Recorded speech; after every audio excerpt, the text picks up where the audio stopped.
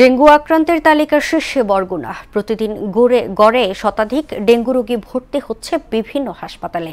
আরও ৩ মাস ডেঙ্গুর প্রকোপ বাড়ার শঙ্কা প্রকাশ করেছে জেলার স্বাস্থ্য বিভাগ। ডেঙ্গুবাহী মশার বংশবিস্তারের রোধে সমন্বিতভাবে কাজ করছেন সংশ্লিষ্টরা। সাগর আকনের প্রতিবেদন জানাচ্ছেন বুশরাত জাহান।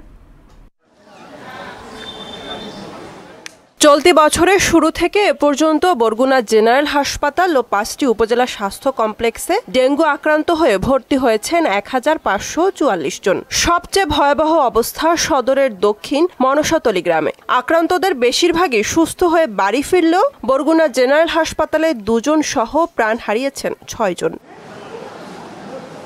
গোটা জেলায় এখন ডেঙ্গুর আতঙ্ক। হাসপাতালের বিছানায় জায়গা না পেয়ে মেঝেতেও চিকিৎসা নিচ্ছেন রোগীরা। টাইফয়েড হয়েছে বা ডেঙ্গু হয়েছে, ব্লাড সম্মত দেওয়া দিচ্ছে। জ্বর কমে না, আমার কি অবস্থা আমি করতে নেই। আল্লাহ আল্লাহ করতেছি, আল্লাহ যদি আমার ফয়সালা করে। জ্বরটা একটু নিয়ন্ত্রণে আসছে, কিন্তু শরীরের কন্ডিশন মোটেই ভালো না। প্লাটিনাম অনেক নিচে নেমে গিয়েছিল।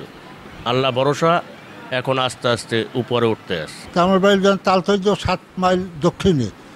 এত মশার মারার ওষুধ কোনো যায় না গাঁও গ্রামে, কিছু না।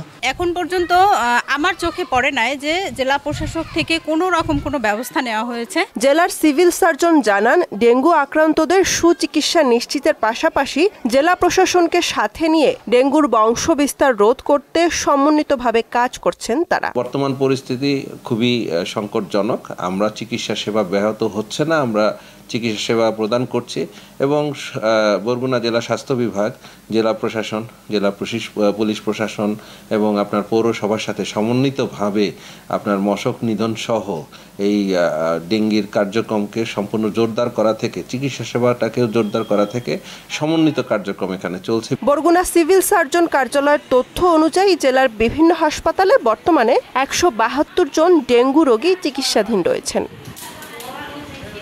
বুশরাত জাহান, মোহনা সংবাদ।